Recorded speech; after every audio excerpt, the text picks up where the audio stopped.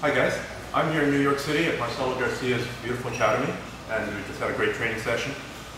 I just wanted to ask him, people that talk to me all the time about what do I do when I'm fighting a bigger, stronger, very athletic opponent, like a guy can bench press 400 pounds and football player. And I thought I'd ask you because you've defeated a lot of bigger, stronger people, especially in the school here. You roll with just about everybody. So when you see some big, strong, athletic guy come in, or you're facing a competition, what's going through your mind? What are some strategy ideas?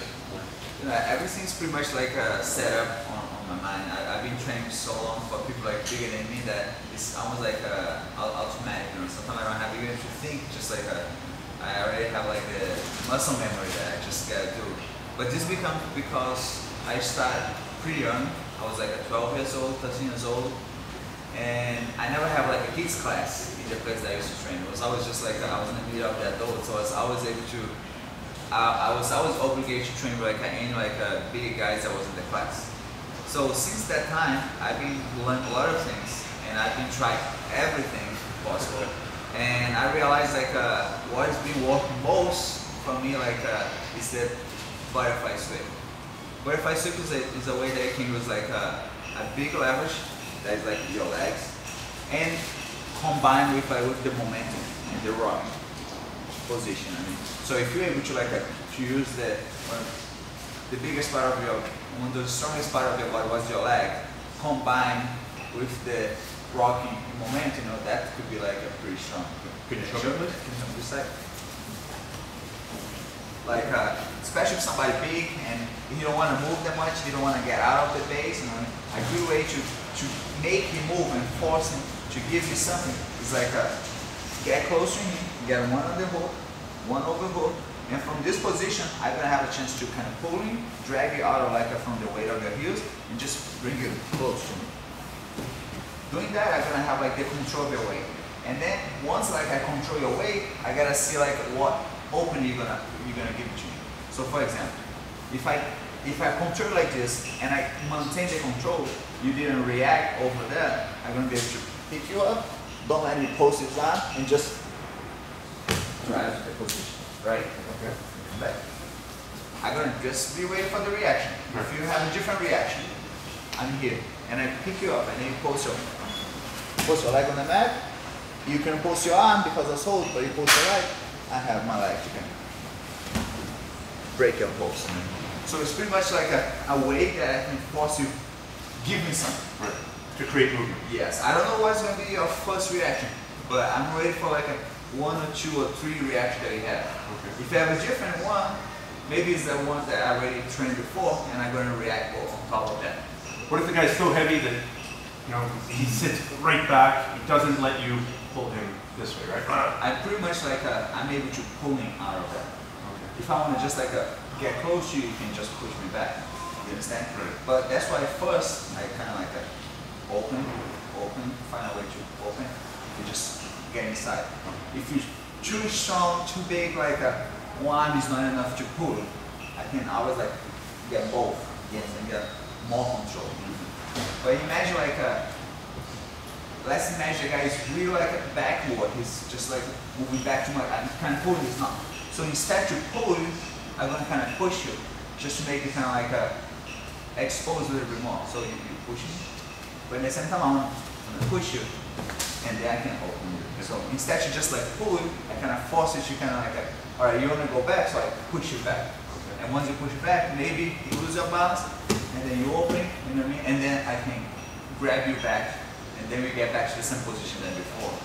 So you always have to just play with the person's balance and with the person's reaction. You understand? Now, if the guy's really big and you obviously sweeping is part of jiu-jitsu, but finishing is the heart and soul of jiu-jitsu. What's some of your favorite, or what's maybe one of your 2 or 3 best attacks? How would you finish a really big guy, really strong? A way that I believe I can concentrate most of my energy. You know what I mean? Everybody has a strength, but sometimes the strength is not going to be enough to beat the other guy. So you have to find a way to concentrate your strength with the most technique. You understand? So I want to use the strength that I have from my arms concentrate in where I know you're gonna have like a less resistance, what it's gonna be like in the neck. So any choke that I can use against your neck without have like your arm in between, without have your shoulder, you know, something. So no head and arm choke. I want to just concentrate like my energy from my arms on your neck. So we can do this like from a rear neck choke.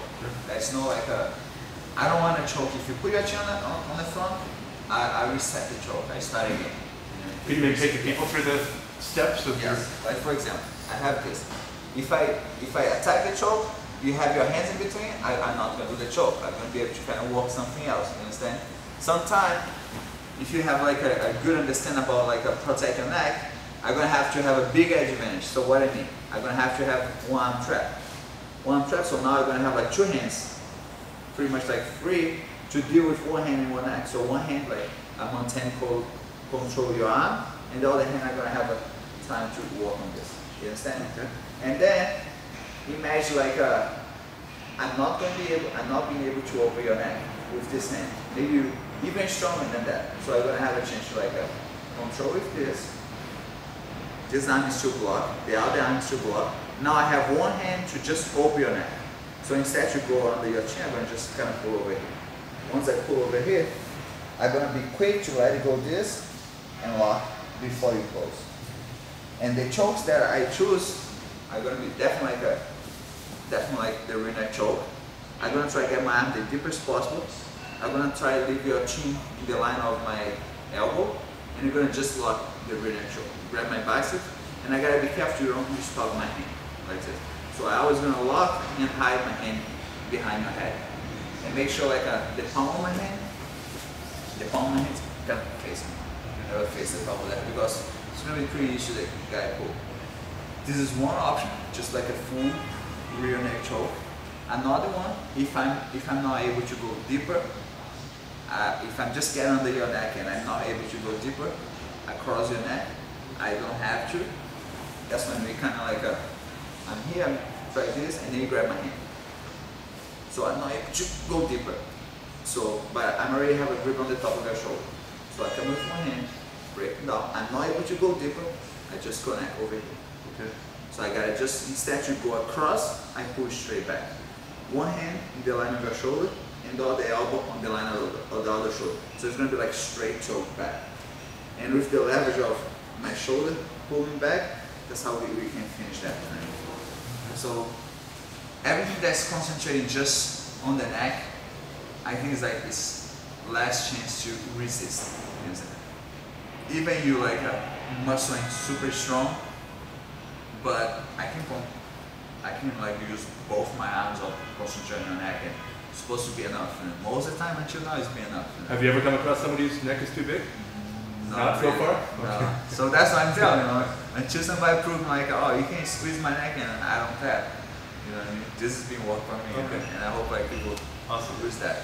Well, thank you very much. That was awesome.